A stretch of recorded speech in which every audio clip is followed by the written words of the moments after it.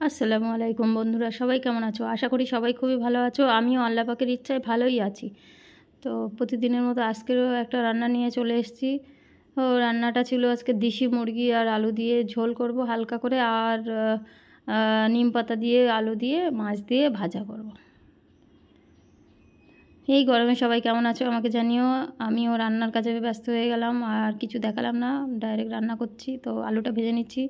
এখানে মাংসের জন্য কড়াইতে তেল দিয়ে পেঁয়াজ, কাঁচা লঙ্কা আর সমস্ত রকমের মশলাগুলো দিয়ে ভালো করে কষাচ্ছি। আমার বাড়িতে কোনো গুঁড়ো লঙ্কার ব্যবহার হয় না, কাঁচা লঙ্কা দিয়েই রান্না করা হয়। তো কাঁচা লঙ্কা দিয়েই রান্নাটা করছি।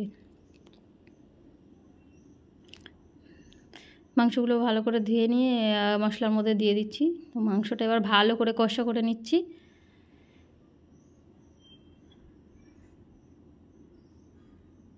মাংসটাকে ভালো করে কষাতে হবে, তো আমি ভালো করে কষাচ্ছি।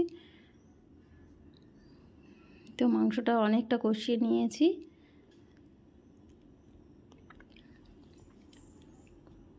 প্রচণ্ড গরম পড়ছে, তো কিচ্ছু খাওয়ার মতো নেই।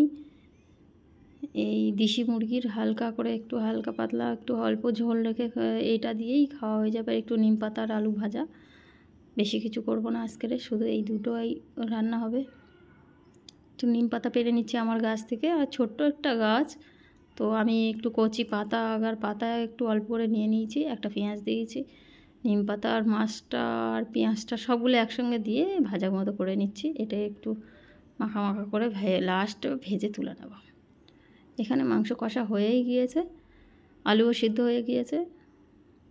এটা ভালো করে এখানে আমি ওই পানিটা মেরে দেবো, দিয়ে এখানে অল্প একটু পানি অ্যাড করে একটু ভালো করে ফুটিয়ে বন্ধ করে দিলে রান্নাটা হয়ে যাবে।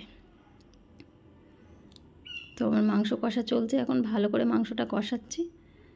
যেহেতু দেশি মুরগি সময় একটু লাগে, আর খুব ভালো করে না কষলে ভালোও লাগে না। তরকারির মেন জিনিস হচ্ছে কষানো, ভালো করে যদি না কষিয়েছো তো ভালো লাগে না। এখানে আমি মশলাগুলো গরম মশলা লাস্ট অ্যাড করলাম, আর কষা প্রায় শেষ। এবার আমি অল্প একটু এতে পানি অ্যাড করব, করে আমি ঢাকনা দিয়ে আর 10 মিনিট জাল দিয়ে এটা নামিয়ে নেব।